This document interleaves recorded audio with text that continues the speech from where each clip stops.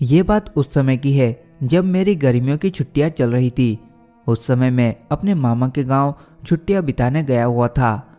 वो गांव बहुत ही सुंदर था और वहाँ के खेत खलियान और पहाड़ भी काफ़ी सुंदर थे। गांव पहाड़ों के बीच में बसा हुआ था और वहाँ के लोग भी काफ़ी अच्छे थे। दिन में वहाँ पर काफ़ी गर्मी पड़ती थी, पर रात को थोड़ी बहुत ठंडी हवाएं चलती थी, जिससे मैं और मेरे मामा रात को घर के बाहर ही खाट बिछाकर सोते थे।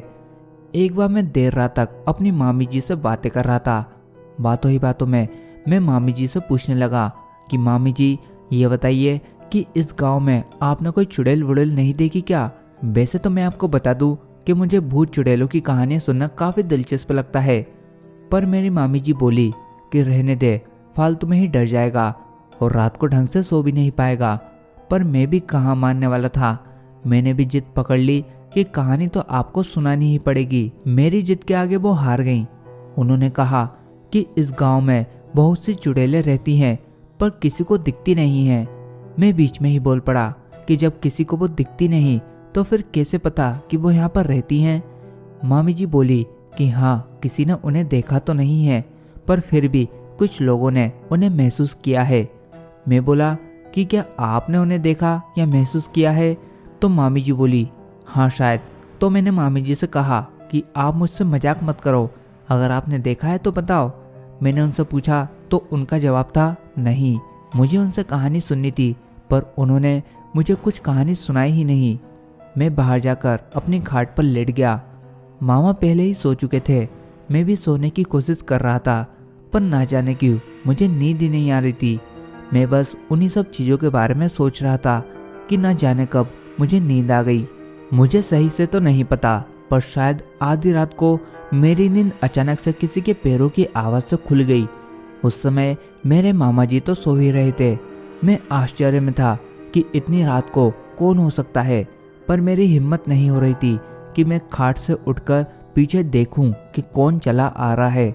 उस समय मैं थोड़ा डरा हुआ भी था, क्योंकि उस समय मैं मामी जी से भूत चुड़ैलों की बातें कर रहा था।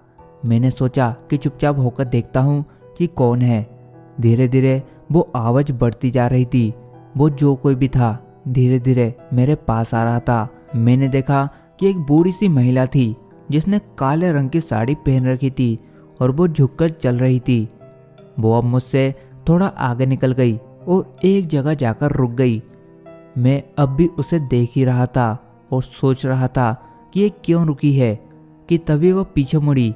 जहाँ वो रुकी थी वहाँ बल्ब की हल्की सी रोशनी पड़ रही थी। मैंने उसका चेहरा देखा और सच कहूँ तो उसका चेहरा देखकर डर गया।